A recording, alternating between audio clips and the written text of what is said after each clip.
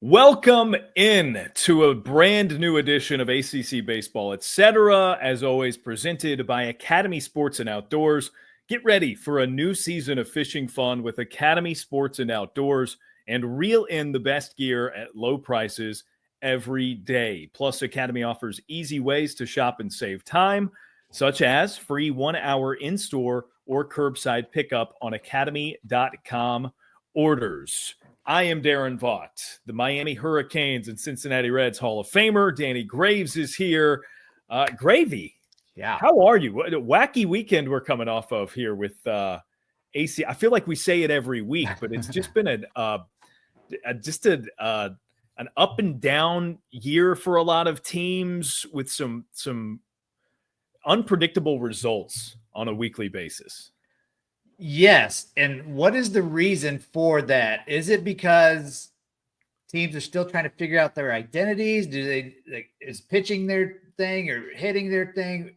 Or is it just a gauntlet of good teams in the ACC conference just beating up on each other from time to time? Because it's mind-boggling when, for example, I think last week we could have said that Florida State was the number one team in the ACC, right? Well, they get beat up pretty good by Wake Forest, who struggled last weekend and now just dominated this weekend against one of the better pitching staffs in the whole nation. So, man, it's really weird and crazy trying to figure out who's good and who's going to get better and who's not good. But I think it's a good problem for us because it gives us stuff to talk about. For sure. I think, Notre Dame is sitting at the bottom of the table, if you will, 3 wins and 12 losses in conference competition. They've separated themselves by a little bit. Miami did themselves some good with a series win over Pitt to sort of get back into the glut. They and Pitt are tied at 4-8 each. But Clemson's technically at the top right now at 9-3. Georgia Tech has played a few more games in conference. They're 11-4 in the ACC. There's 8-4 Louisville, 8-4 Florida State, 9-6 Wake Forest, and Virginia Tech, newly ranked Virginia Tech. Yeah. I mean, there's just, and then you've got, preseason ranked teams like NC State, North Carolina still ranked 7-5, 8-7 respectively. Duke is 8-7. Virginia's still 7-8.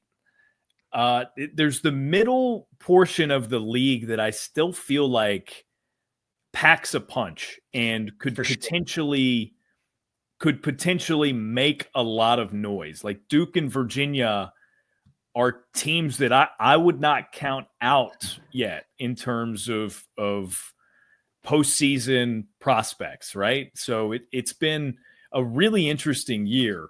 And we've still got 6 weeks to go. So here we go. I love that though. I really do, because I don't know. I can't tell you what at this time last year or the year before, what the middle of the road teams look like.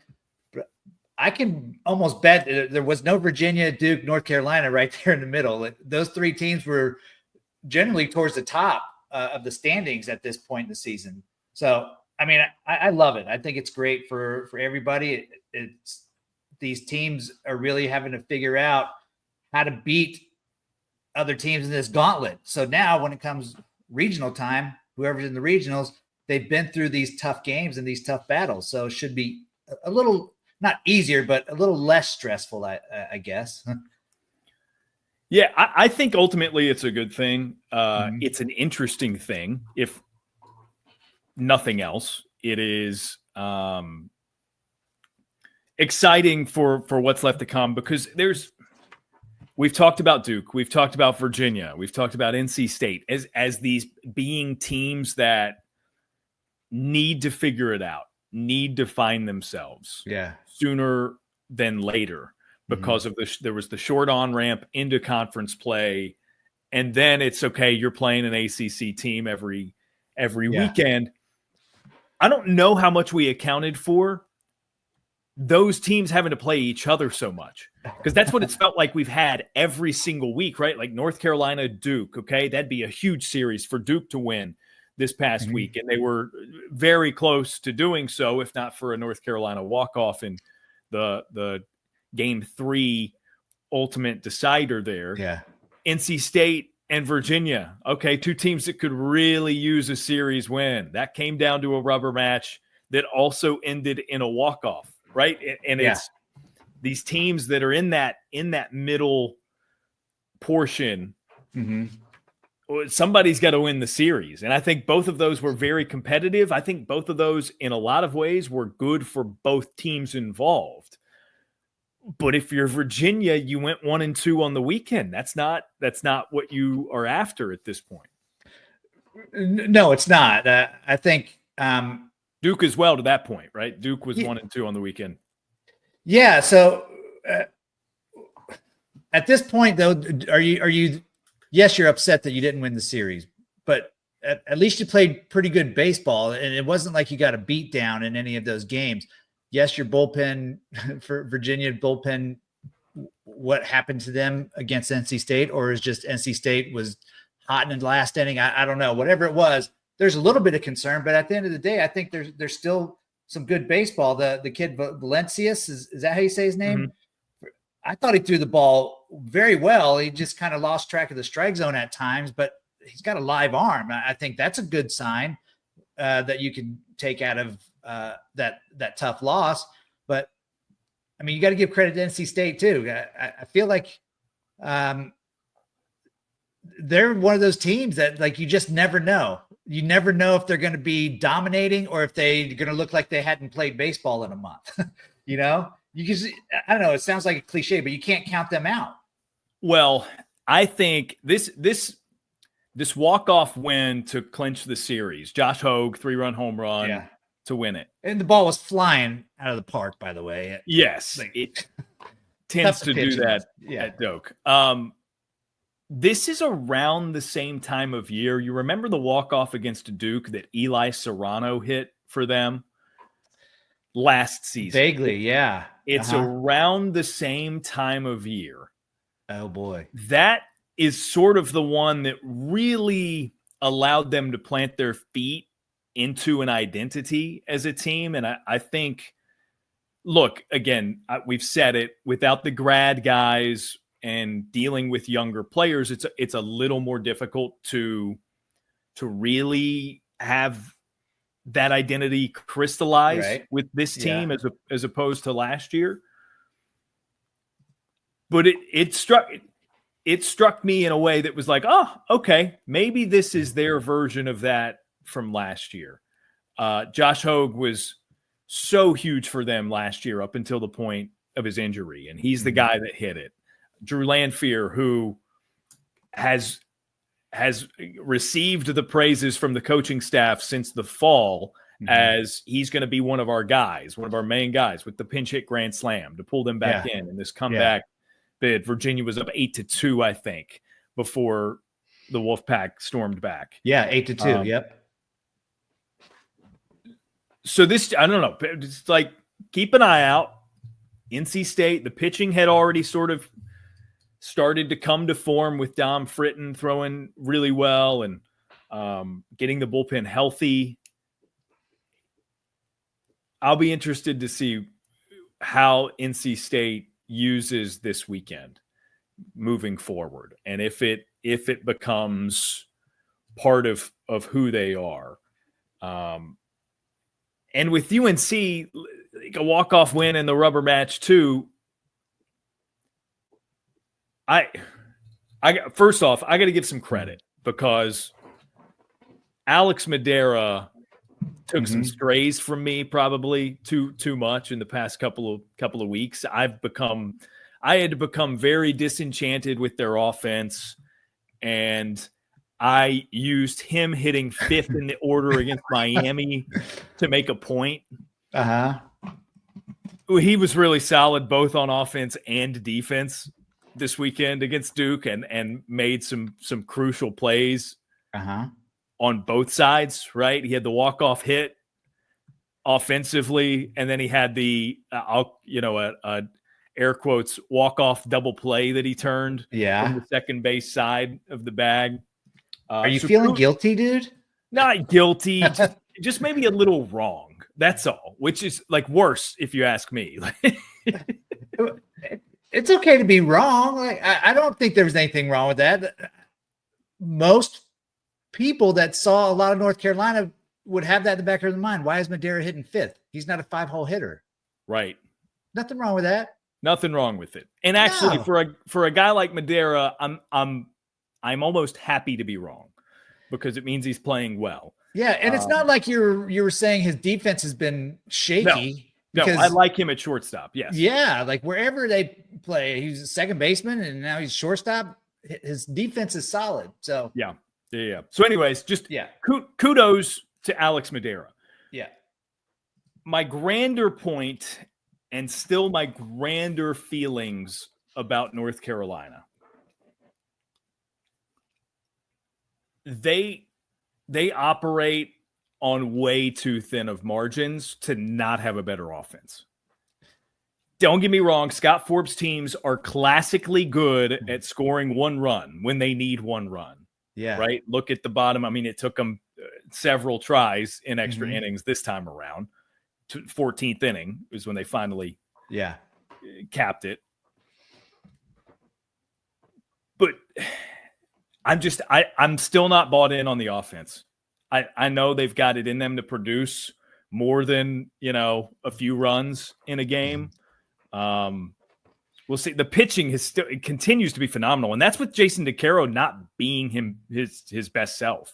Right.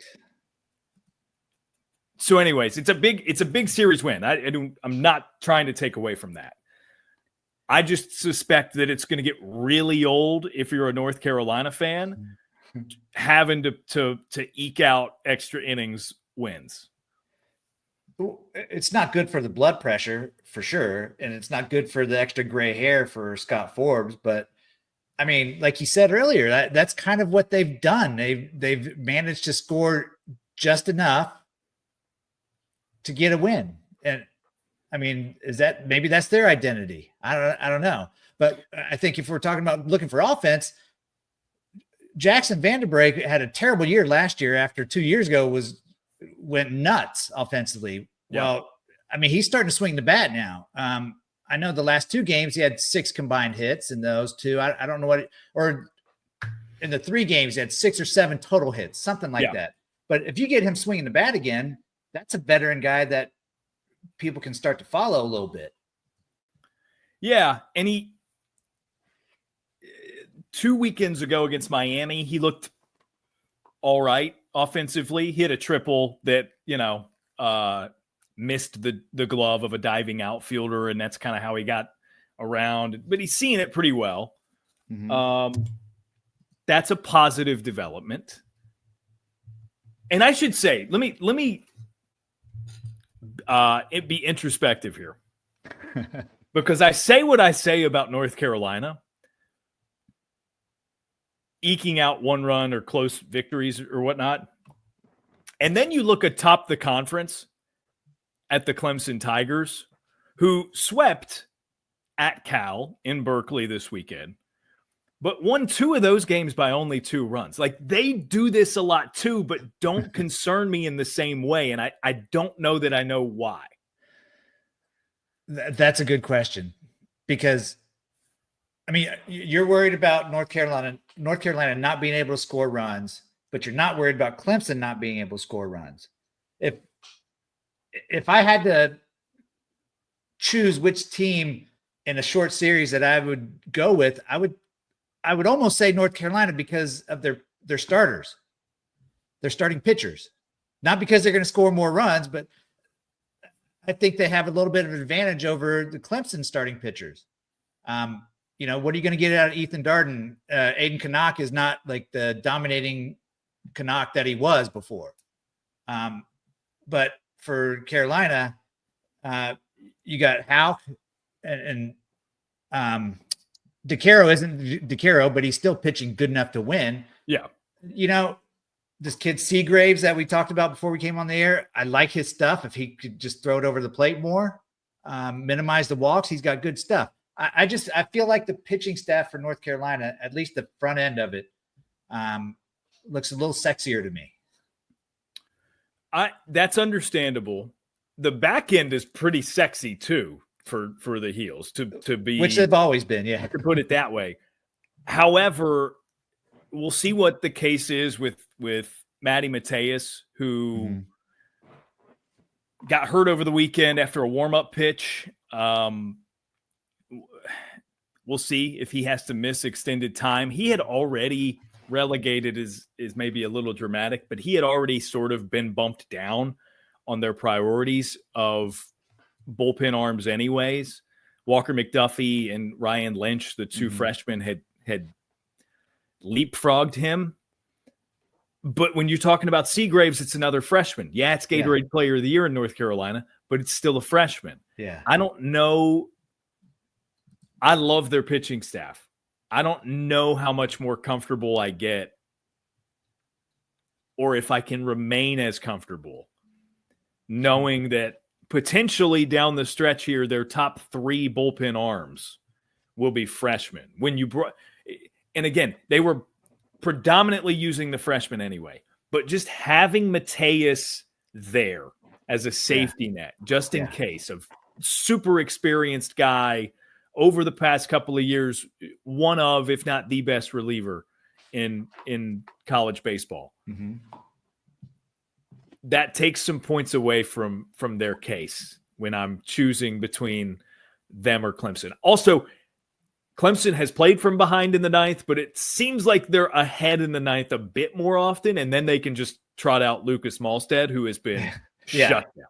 Yeah, but I mean, he can't pitch multiple innings every day for them. Like, I mean, yeah, he's been shut down, obviously, but you got to get the lead to get him in, basically.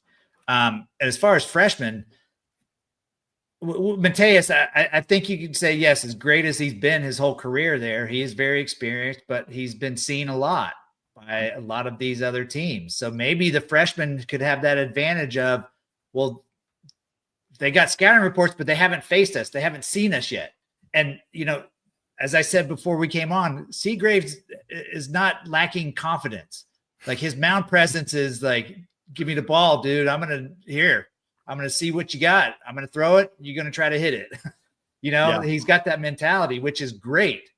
And you just hope it's like a humble confidence and not just look at me, I was Gatorade Player of the Year.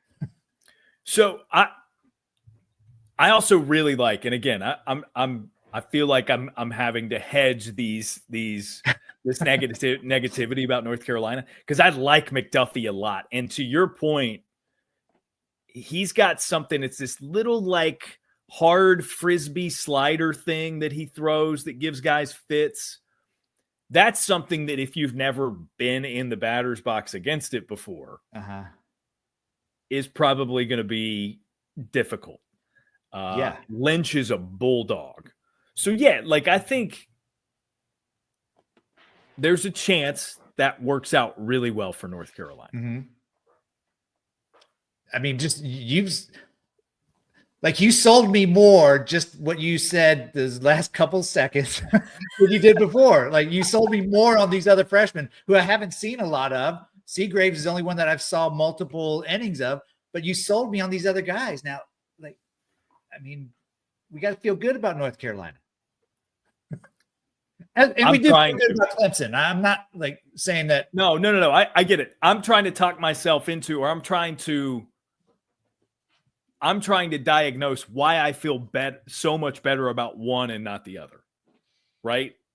And I don't know that I've got a firm answer on it, other than we have not seen it go awry for Clemson. Yeah. So they swept at Cal this weekend. They're the only team left in the conference that has not dropped a series weekend. We haven't seen it.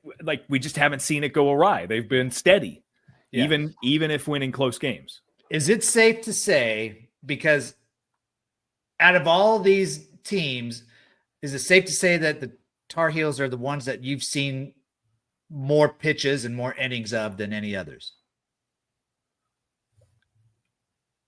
Probably not more than Wake Forest at this point. Okay, so second then. Second, yeah. So I think is it safe to say that you expect more because you know them better than a lot of the other teams? And when they don't, you know what I'm getting at? When they don't perform like they should, it's like, oh my gosh, what's happening? And I'm the same way, dude. I'm totally the same way. Like if there's a team that I've seen more and they should be playing better or pitching better, it drives me nuts. And but still they're doing okay. I just get nitpicky like that. No, I get it. Maybe that's the case. So we'll see. It was a great series victory for them. They needed it. They pulled it out in a close, tight game. Mm-hmm. Frankly, they and Duke both looked good at points and both looked bad at points during the series. So it was interesting to watch. Well, it's good for them too to win that series, to have to play Wake Forest this coming weekend. Which is a perfect segue to Wake Forest, who I wanted to talk about next. Yeah. Biggest result of the weekend. They outscored Florida State 33-7 in 3 games. They dropped the first game in a close one and then throttled the Seminoles 2 games in a row. Mind you, this is a Seminoles team that I think since the last time you and I recorded, all 3 of their weekend starters were named to the mid-season Golden Spikes Award watch list. It's the best. I mean, maybe the best starting rotation in the country. Yeah. Wow. Just like what a weekend. Holy cow. Yeah. And listen, there was going to be a point in time where somebody or some bodies got a hold of these 2 guys, Vellini and Mendez. I mean, their stuff is great. Don't get me wrong, but every great pitcher is going to hit a bump in the road. Dwight Gooden was 24-4 the year that he won the Cy Young in 85 or something like that. And I'm like, there's no way. How did he get beat? Well, he got beat 4 times. So I'm not saying these kids are Dwight Gooden, but there's some bumps in the road that you gotta go through before, especially conference play or the conference championship and then regional time. You got to get beat up a little bit. Now it's how are they going to react to these 2 games that they got beat up? And then you got to say Wake Forest. You know them a lot better than I do. You see them a lot more. These dudes can rake, and if they're pitching decently, they're gonna beat you down. Yeah, I mean, and they've switched some things up. First of all, Jimmy Keenan got healthy a couple of weeks ago as their transfer catcher, and he ideally they want him to be their everyday guy. Cam Nelson has been in center field. He homered over the weekend. He was banged up to start the season. They had a bit of a problem position at second base, and Dalton Wentz, who homered in each game of the series, has moved over from third to second because they've got Cade Lewis, who can play a little bit of everywhere. He had been at first DHing in the outfield, had played some third. I like what they've done to put Cade at third, Dalton Wentz at second, and kind of solve that problem. Because they just, Austin Hawk and Morales were the 2 that they were kind of platooning there, and neither kind of got their footing. Both had moments, but neither kind of got footing. And Wentz has gone off offensively anyway since moving to second. Yeah. Merrick Houston is Merrick Houston. Matt Scannell's been awesome at the top of the order. They recently moved him up to the leadoff spot. They're dangerous. Yeah. They are really, really, really dangerous. And I talked earlier in the year about their ceiling, or what I perceive to be their ceiling for their pitching staff. It's this weekend was a sort of exhibit A, not A, because it's not the first time they've shown it this year, but they haven't had a ton of games where the pitching and hitting comes together in the way that it did for the games 2 and 3 of that series. Right. And I think biggest takeaway is Logan Lunsford is back to normal. He took a beating last week, right? He took that beating, didn't get out of the second inning, whatever it was, and gave up a ton of runs.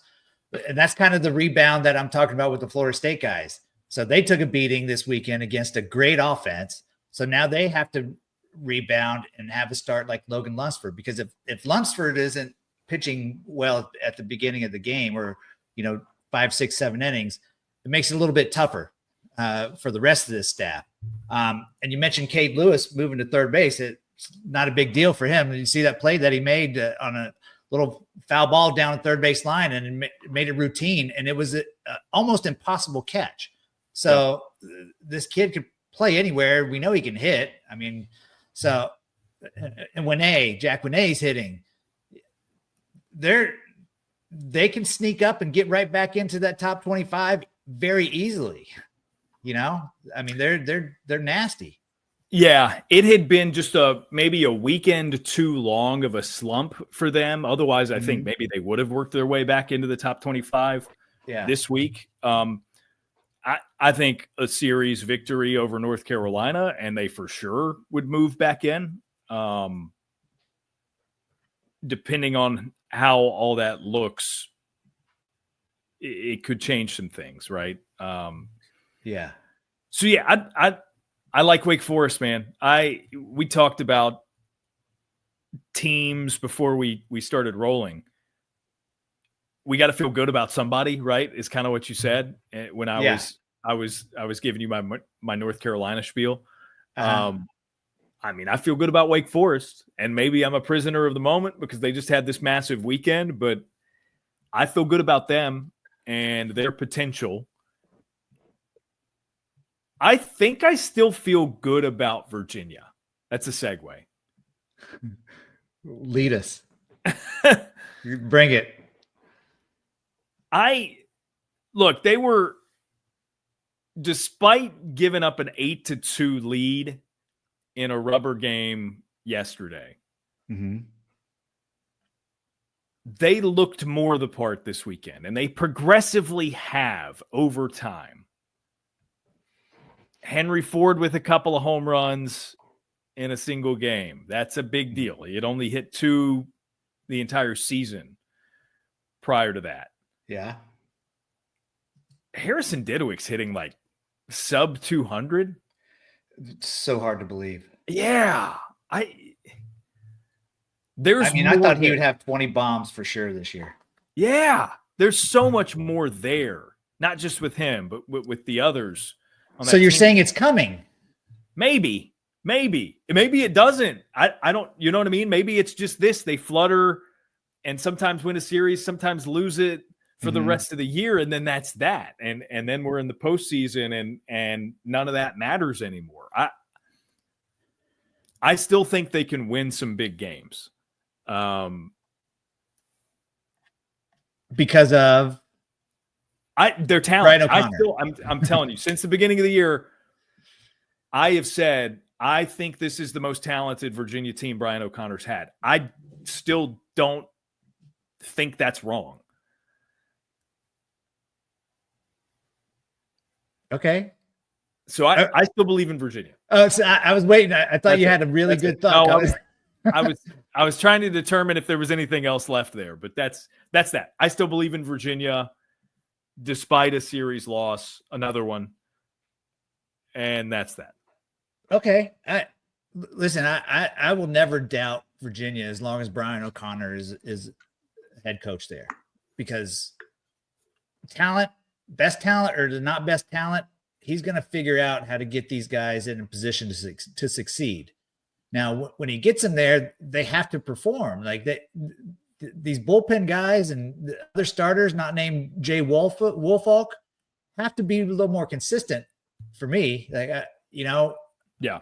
The kid Valencius, like I said, he looked a lot better, but he just needs to be in the strike zone a little bit more because he's got great stuff. Big left-handed pitcher, number 1. I don't know why he wears number 1. That's drives me nuts. But he throws some cheese up there. And if you just get it over the plate, it's tough to hit lefties that throw extremely hard for a long period of time, But like I said, like I would never count out Virginia. I feel like O'Connor will figure it out. But most of the teams in this league are right there still. Even if they're struggling at this moment, they're still in a good position. I'm going to hit the pause button and talk about Turtle Box. Let's do College baseball fans, are you ready to turn up the volume on your tailgate this season? Turtle Box audio isn't just about great sound. They're all about being loud. Whether you're at the ballpark before a game or hosting a backyard barbecue, Turtle Box's rugged speakers deliver booming, crystal clear audio. Visit www.turtleboxaudio.com and get your hands on the official speaker of D1 baseball. Nice. All right. Georgia Tech had a loud weekend, a loud road sweep at Sunken Diamond. Yeah. They're legit, man. I feel like we have to keep sort of just like saying it out loud every week. They're legit. Drew Burress doing Drew Burress things. Kyle Lodise has been incredible at shortstop for them. The pitching continues to hold up. Those West Coast trips are not easy. And we got sweeps for both of them. Clemson at Cal, Georgia Tech at Stanford this week. The Jackets are legit. Yeah. I love Mason Patel. So I'm working on breakdown. I'll be in Bristol this weekend and doing a breakdown on Mason Patel and watching the way he throws. It's not overpowering at all, but his changeup is pretty filthy, man. Like, so I can't wait to see him in person eventually. But this dude's leading the league in ERA. He's got 8 wins, and he's not even a starter. He comes in for 3 or 4 or 5 innings at a time. Yeah. You know, and I know I questioned at the beginning of the year, like, how are they going to use him, or why didn't they save him so he could pitch the next day and this and that? But this is the formula that works for Georgia Tech. Have Patel, whichever game, come in with guys on base, put the fire out, and then just go ahead and finish the game. And he does it. He does it every time. He's had one hiccup, and that was against Clemson, who happens to be one of the best teams in the country. So, this guy has been great. The offense for year after year after year, we know they're going to score a ton of runs. They keep doing it. They keep on scoring. But as long as their pitching's there, and I've said before, even probably last year, if they didn't even have to have really good pitching, just have decent pitching, and they're going to win. And that's what they're doing right now. And it's so awesome. So awesome for Danny Hall. Yeah. They're doing you one over because, like, it's not just decent pitching. It's pretty good pitching. And then the offense is the second most runs in the country. And by far leading this league offensively. Yeah, I like their lineup balance. Von Lackey had a good weekend. I like that they've got familiar faces like Parker Brocious and John Giesler doing. I feel like they've been there for 17 years. It's like they're just familiar faces doing good stuff at the bottom of the order. I really like that. This is maybe one of the more fun storylines in the ACC as we make our way toward postseason play and the last stretch of the regular season. The Danny Hall on his way out, retiring story, like they could be a lot of fun. Like Georgia Tech could have a fun, dare I say, magical run in them. Yes, they certainly can. They've had a magical season already, and you get them into a short series in the conference tournament or the regionals. The pitching's doing so good. Everybody in the bullpen's dominating. It should be easy to mix and match for a few games. You know, easy for me to say, obviously, but when these guys are pitching the way they're pitching, oh my gosh. And by the way, speaking of Von Lackey, without looking, do you have any idea what he's hitting? No. 361. Yeah, and Burris is 362. Like, I didn't know Lackey was that good of a hitter. Yeah, no, it's a guy that Danny Hall raved about. I know in the preseason last year for sure. Mm-hmm. They've been high on him.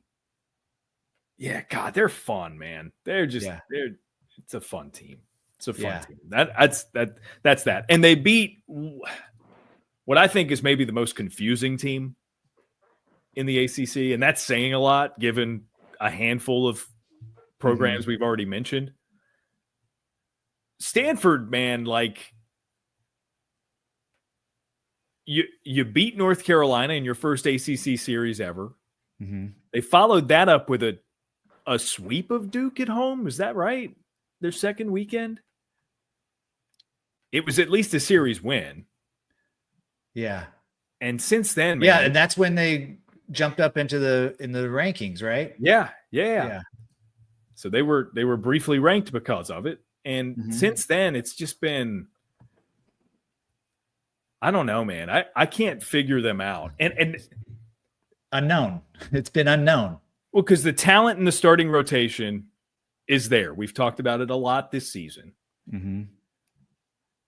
I think something we didn't consider, and this is not necessarily me explicitly saying they're bad. Remember in the preseason, we were like, oh, yeah, they've got all these innings coming back. Like 95% of their innings pitched came back, right? Yeah. And they're like 78%. I'm making that up, but it was something roundabout. Right. Of our plate appearances are coming back. But in that conversation, we also mentioned, okay, they were just bad last year. Yeah. Mm-hmm. There would be reasonable doubt, or there should have been more, I think, reasonable doubt that bad team returns 90+% of its pitching. Why wouldn't it just be bad again? Like, you know what I mean? I don't know why we missed that part of the logic, and I think it's because we were just so optimistic about this team. And again, I'm not saying they're bad; they are improved. Right. I still think they're good. They're a regional team. They still can hit. They still can score runs. I think we were optimistic on their pitching staff because when you're talking about going into the season, or even, for example, you talk about drafting a guy or signing a guy out of high school to go to college, you potential, what they could be if you can get them right.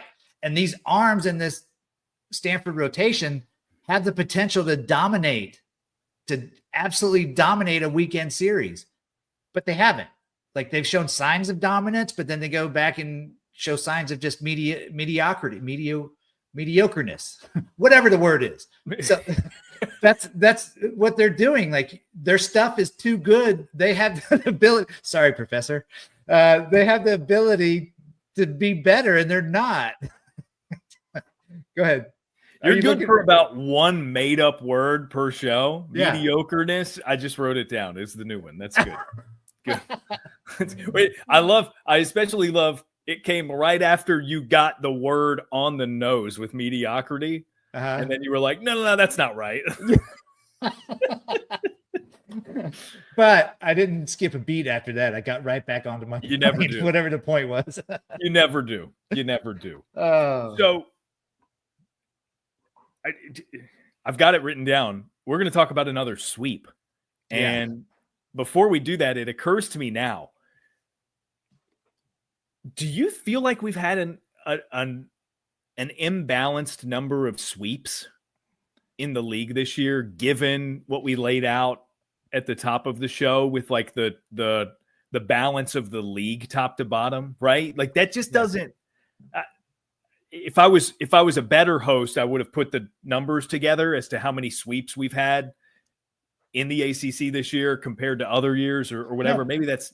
But you're going to wait until ACC play is over before you do that. You didn't want to jump the gun, right? No.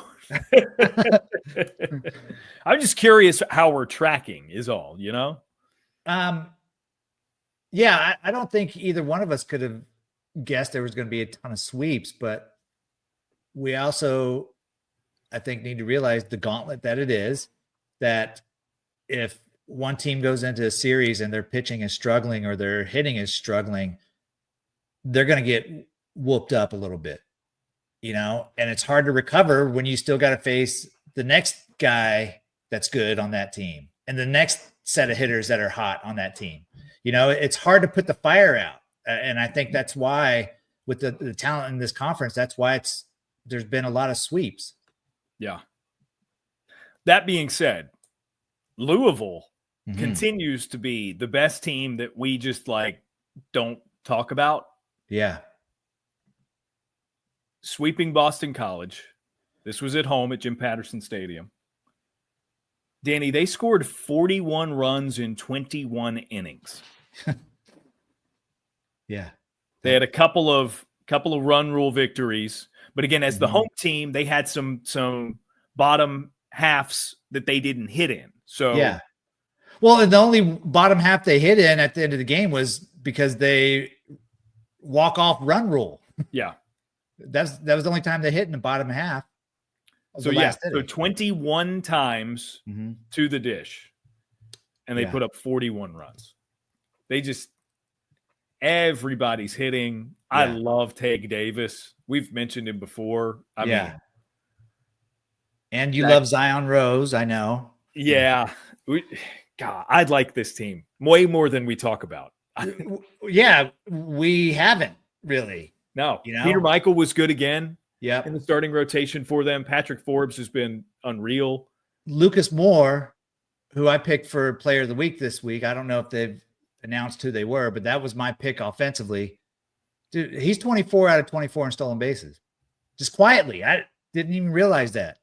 But you've got guys that, Matt Klein, guys that are putting up good years, Jake Monroe, that we don't ever talk about, but they're just crushing it.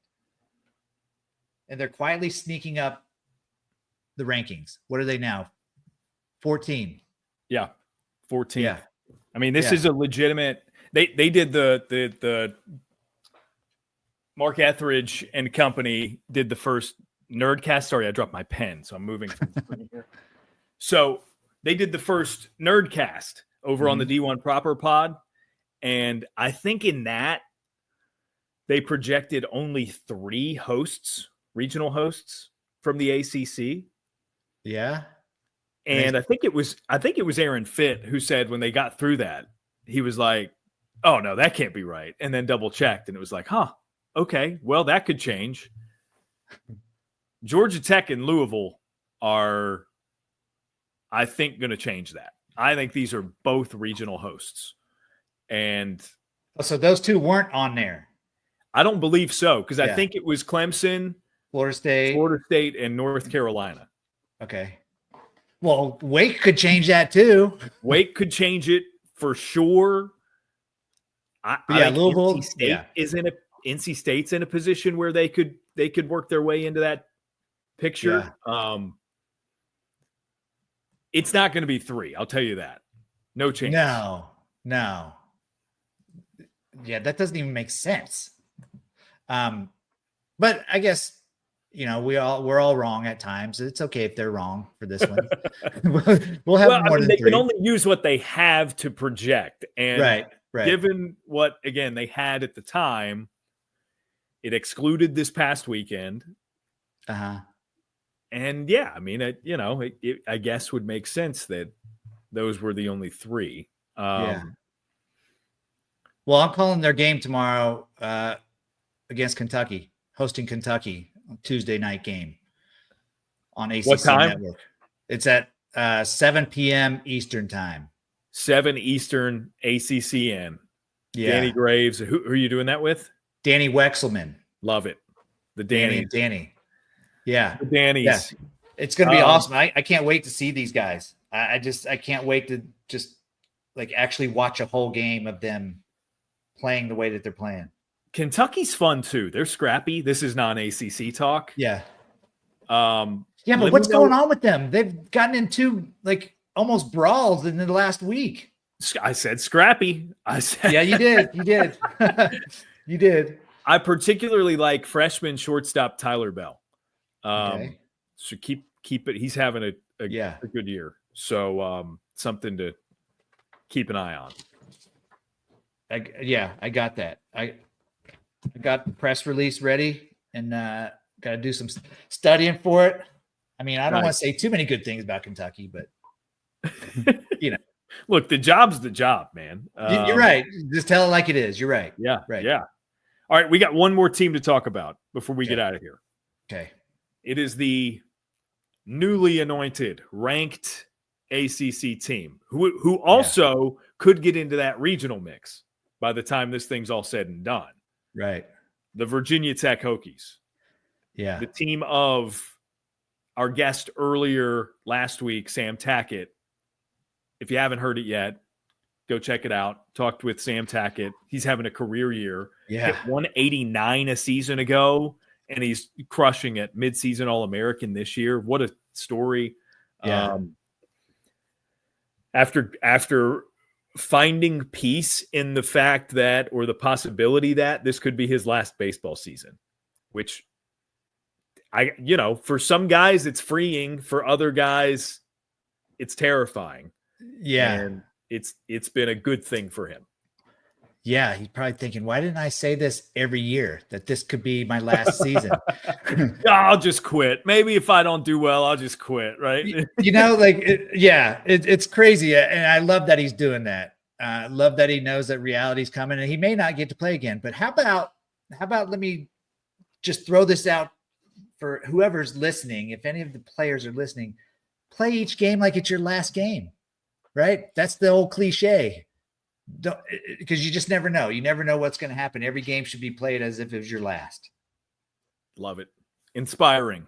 Even though I don't say all the words right, it's inspiring. So 2 out of 3 from Notre Dame. Mm-hmm. Virginia Tech finds themselves debuting at number 25 in the D1 baseball rankings. They are the 13th of 18 ACC teams to be in the top 25 at any point in the season.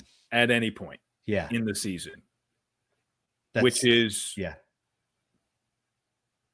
pretty cool. Do I have those numbers right? 13 of 18, or are there 16? 16? Wait, 16 teams.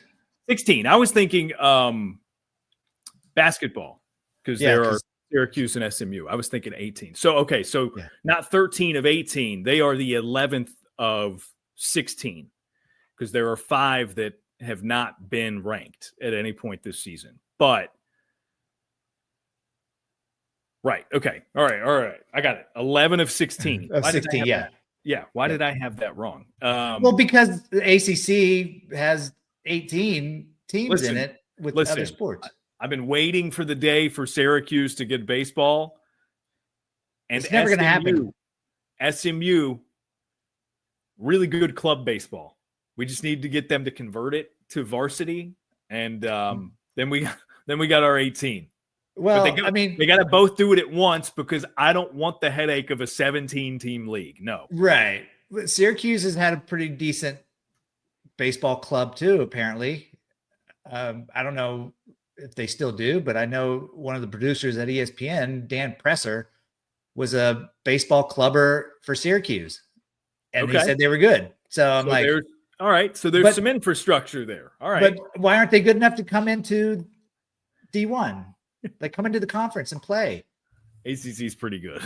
I know, but hey, take your lumps. Got to start somewhere. Yeah, you got to. So, all right, just a couple thoughts on Virginia Tech. Yeah. I love that they're doing well. Mm-hmm.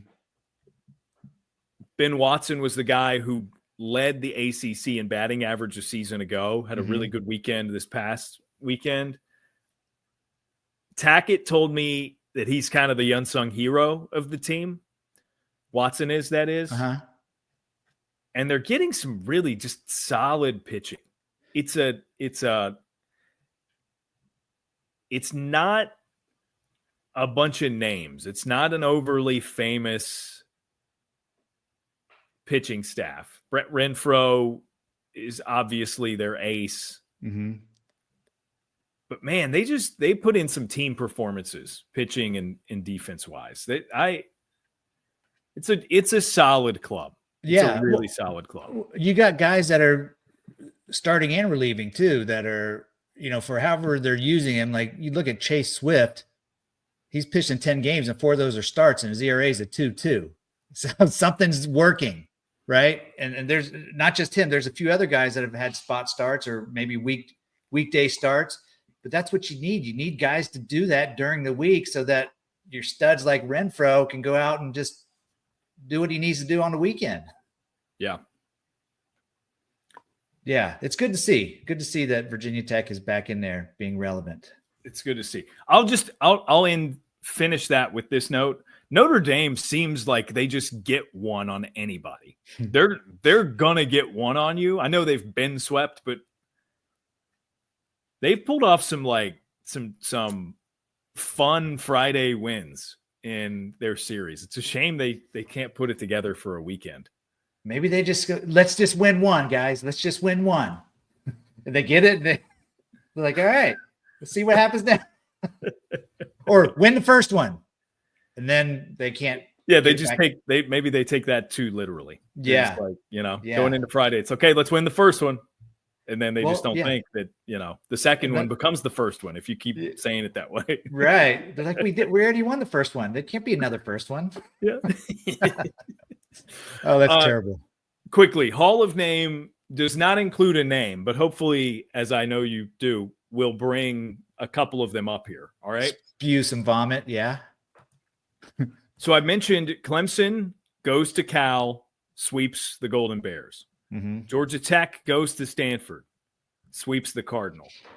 It got me thinking about cross-country road trips and how difficult that must be to do and to pull off as a team, a collective of college players.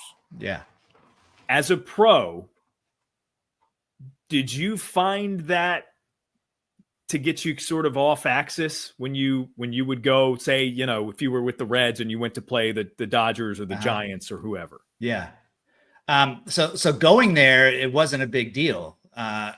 So leaving Eastern time and then going to the West Coast, we would get the 3 extra hours and it would be great. We felt great, but coming back, we always had to have that at least one day off before we played again, coming back to the Eastern time zone. And that at times was a little bit of a struggle. Obviously, it depends on what you did at night on the West Coast. But other than that, I think going to the West Coast is easy. Coming back, that's what makes it a little bit tougher. And as a college student, listen, they got more to worry about than what a professional athlete did. You still got to worry about your grades. You might have homework. You got papers to write, whatever it may be. You got roommates. You got to try to have as much fun as you can on the road without getting in trouble. There's a lot of, and they're kids still, even though they're adults, they're still kids. So, I mean, it's a whole different animal for them traveling cross country like that. And I can't imagine how you could get comfortable when you don't get to do it often. There's only 2 teams out there. So like, you can't get used to that. Would you remember, what the longest road trip you took at Miami was? College World Series. Like during the regular season, we never had long road trips. We would have like 3-day, like weekend series. That's it. And it was never any further than, so I guess LSU we went to one year for regionals. But that's still like the Southeast. That's, yes, what I mean? That's what I'm saying. That's what I'm saying. And Clemson might have been like, we went to Maine one year, but it was still the same time zone. And it wasn't awful because we got to see Stephen King. He came to our games and we got to go to this shoe outlet place and they gave us free shoes.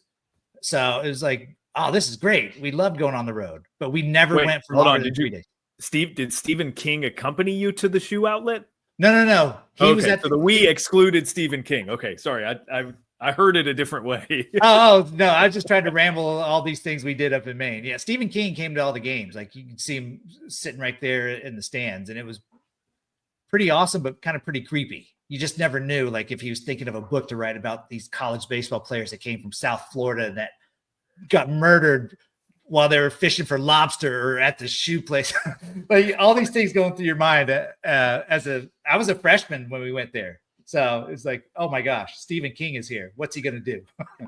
Not that he's evil, but his books, books and movies are pretty creepy. Like so creepy, I didn't want to watch them. Yeah, understandable. Yeah. So there's the Hall of Name for you. Of course, I was going to throw out some name. Yeah, no, I get it. So, okay, so following up on the road trips, the West Coast, do you remember like the first long road trip of your pro career? Not in the minors, obviously. You guys bust. Yeah, well, I can tell you about that. One of those, when I first got called up to AA, I was in Kinston, North Carolina, in the Carolina League. I get called up to AA, which is Canton, Akron at the time. So I had to drive. I can't even remember the amount of hours, but I had to be there at a certain time before the bus left for a road trip to Portland, Maine.